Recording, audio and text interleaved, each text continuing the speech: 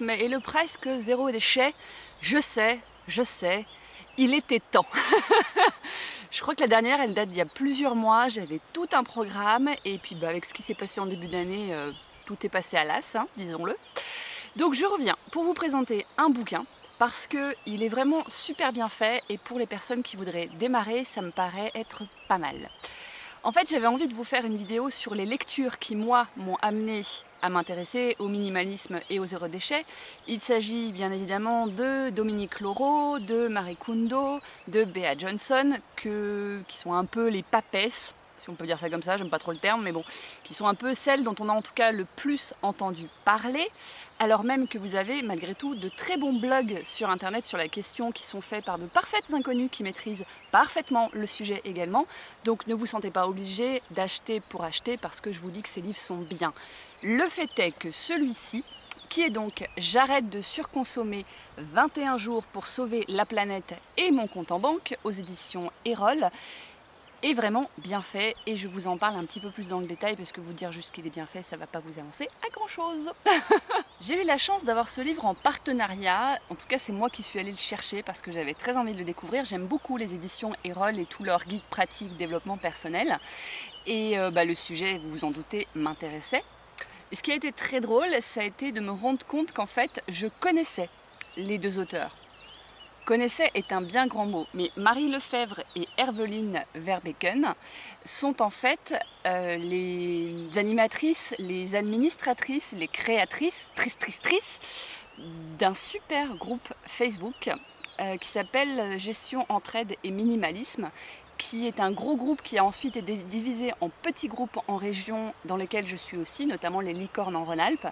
Et ce sont des groupes où on partage trucs, astuces, bons plans, aides pour s'en sortir au niveau du budget, au niveau des courses, au niveau justement de la consommation, de la surconsommation, du marketing. On y déjoue les plans, on essaie de comprendre comment ça se passe, etc. C'est un groupe qui est hyper intéressant. Les deux auteurs ont également leur propre blog. Pour l'une, il s'agit de Salade à tout et pour l'autre, il s'agit de Sortez de vos conaps. Je vous mettrai tous les liens en barre d'infos. Donc en fait, j'étais déjà très familière avec leur univers sans savoir, quand j'ai eu le livre en partenariat, que c'était elles.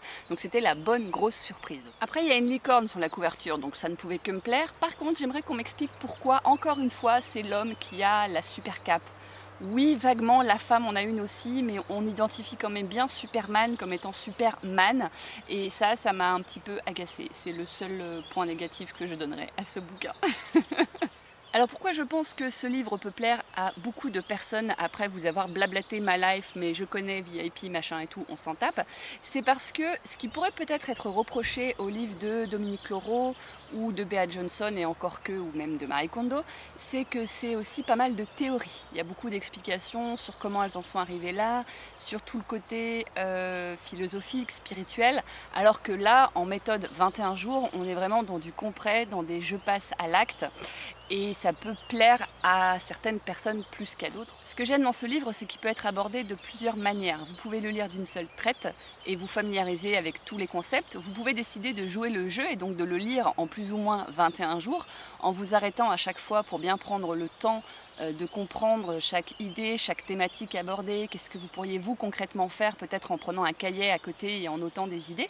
Mais vous pouvez aussi, si vous avez déjà un petit peu avancé dans la méthode, si je peux appeler ça une méthode, aller directement au chapitre qui vous intéresse, que ce soit l'alimentation, que ce soit les soins, que ce soit les loisirs par exemple. Il y a plein de thématiques qui sont abordées, je vais y revenir. Donc la collection 21 jours permet vraiment ce style de lecture selon votre profil et moi je trouve ça très très bien. Alors concrètement, qu'est-ce qu'on y trouve? La première partie, c'est un bilan sous forme de questionnaire un peu ludique avec des affirmations que vous pouvez cocher ou non selon si vous vous y retrouvez pour déterminer quel type de consommateur ou de surconsommateur vous êtes. C'est-à-dire, êtes-vous plutôt acheteur compulsif, à céder à vos envies? Est-ce que vous êtes plutôt à accumuler parce que vous avez peur peut-être de quelque chose, de perdre, de manquer, de ne pas avoir assez de choix? Il y a plusieurs catégories qui sont possibles. Et ce que j'ai trouvé, moi, super intéressant dès le départ, c'est que ça fait un petit peu plus d'1 an maintenant que je suis là-dedans et je ne me suis retrouvée dans aucune catégorie. alors qu'avant je sais très bien dans laquelle j'aurais été. Enfin j'aurais été dans deux, j'aurais été dans compulsif et dans accumulateur. C'est peut-être pour ça que c'est ces deux-là qui me sont revenus en premier. Et puis en fait, là, pas du tout. J'ai coché que 3 affirmations sur les 20 ou 30 qu'il y a. Donc j'étais super fière de moi. Ça m'a permis de voir dès le départ, dès le premier chapitre, à quel point j'avais évolué. Et ça, c'était vraiment chouette. Ensuite, dans une seconde partie, vous allez pouvoir découvrir la notion de consommation, de gestion des déchets selon différentes thématiques. Et par gestion, j'entends amélioration, bien évidemment, puisque l'idée, c'est de progresser, de faire des petits pas pour atteindre l'objectif qui vous est personnel, parce qu'il n'y a pas de... Voilà, vous choisissez ce que vous avez envie de faire, vous choisissez à quel niveau vous voulez passer, et par niveau, j'entends pas que vous êtes supérieur ou mieux que au machin, je parle de votre propre amélioration personnelle par rapport à qui vous avez envie d'être, bien évidemment. Il y a donc une thématique autour de l'alimentation, des courses. Il y a aussi une thématique autour de l'hygiène, de la cosmétique. On va parler également des vêtements, mais on va aussi parler de tout ce qui est loisirs, activités, jeux, notamment avec les enfants. Est-ce qu'il est vraiment besoin de dépenser des 1000 et des 100 pour aller dans des parcs d'attractions, dans des trucs à visiter qui coûtent la peau des fesses, tant qu'il y a tellement de choses à découvrir dans la nature, en plein air. Et donc il y a toute cette philosophie aussi qui me parle, qui correspond à mes valeurs et que j'ai aimé retrouver dans ce guide pratique. Là encore, je ne vous cite pas toutes les thématiques abordées, mais elles sont vraiment nombreuses et elles peuvent correspondre à tout un panel d'individus, je dirais. Je pense que vous trouverez forcément votre bonheur et la petite action qui pourrait faire la différence pour vous. Il y a quelque chose qui m'a un petit peu dérangée dans, on va dire, le contenu du livre, c'est qu'en fait vous avez à chaque fois des chapitres courts qui sont ensuite eux-mêmes synthétisés à nouveau sous forme d'action. Donc parfois ça peut sembler assez redondant, assez répétitif, par moments ça m'a un petit peu agacée, je vous l'avoue. Et en même temps c'est fait de façon ludique parce que vous avez un système de points. Je vous en dis pas plus parce que c'est la surprise si jamais vous décidez de vous procurer ce livre. Vous avez un système de points qui est hyper ludique. Je pense notamment si vous le faites avec des enfants ou si vous-même vous avez cette âme d'enfant que personnellement est très ancrée en moi. Donc ça c'était chouette, mais voilà, il y avait ce petit côté, je vous informe de quelque chose, je vous explique une situation.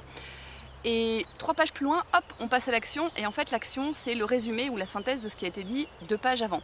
Donc pour moi, c'est un petit peu trop par moment. Même si je peux comprendre parce que parfois on a besoin d'entendre, de lire ou de répéter les choses pour se les approprier. Donc je suis mitigée. Peut-être que ça m'a gênée parce que je suis avancée dans mon processus de licorne, mais c'est un petit peu trop par moment. Et enfin, il y a une dernière partie qui va concerner plus, je dirais, le relationnel. C'est-à-dire la relation que vous avez à la consommation, à la société de consommation, donc le lien avec les autres, mais aussi justement comment est-ce que vous pouvez vous investir. Ce que moi j'appelle les actions pour le monde, c'est-à-dire c'est pas juste dans votre coin en fait tout le processus de minimalisme, de zéro déchet. Bien sûr c'est pour vous, pour améliorer votre qualité de vie, pour améliorer peut-être votre budget également, mais c'est une action pour le monde, pour la planète, pour la nature, pour les autres. Et quand je dis autres, c'est avec un grand A dans le monde et pas juste dans votre région, encore que ça change aussi.